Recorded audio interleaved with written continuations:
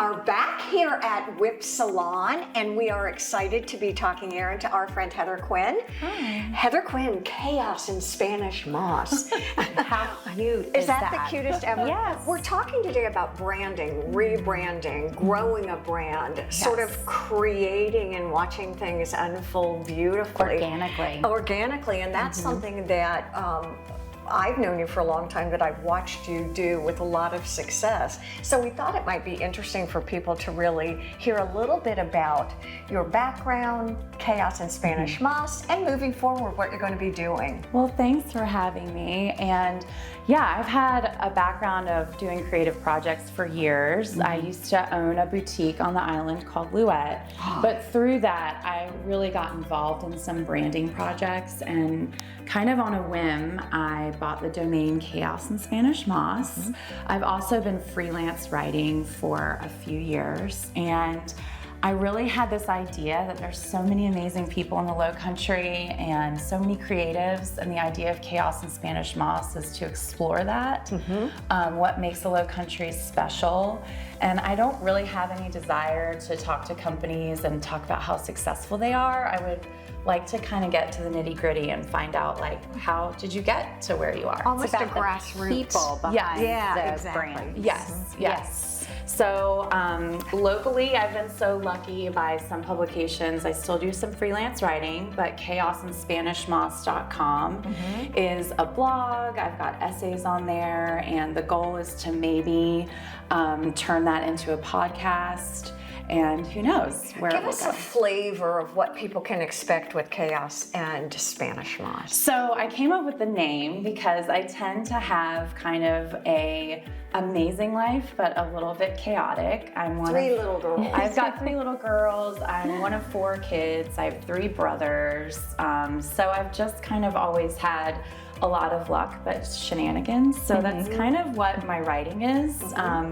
It's fun, but it also, you know, I like to know what makes people tick, and I like to hear the good, bad, and the ugly. Well, it's fun. One of the blogs, I think recently, she has a new puppy, Prince, and Prince is probably one of the cutest puppies I've ever seen. But with 3 little girls who always have, you know, patent leather shoes on and their hair in cute bows, she's got this boy now. Yeah. And so, you know, I didn't love the dog. I didn't really want the dog. Right. The dogs find us. Yeah.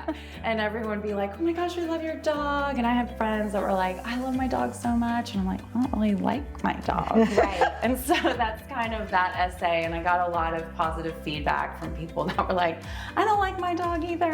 So I can tell you bring a sense of humor to your Well, it's so funny because it's like here, amusing. Exactly, because the kids, fun. Right, these 3 little girls want to be able to take their little dog on a walk, and this dog is just more fun, more energy. Yeah. He's really a good animal. He's a good dog, but he's got a lot of spunk and Kind of personality. like a little bit of ridiculousness. Yes. And you kind of poke fun at that. Absolutely. Yeah. So I do think, you know, in just this world of social media, and it can kind of be very black and white of like, you're either successful or you're not, or you woke up one day and you just started this company, and it's never like that. It's kind of a journey. Yeah.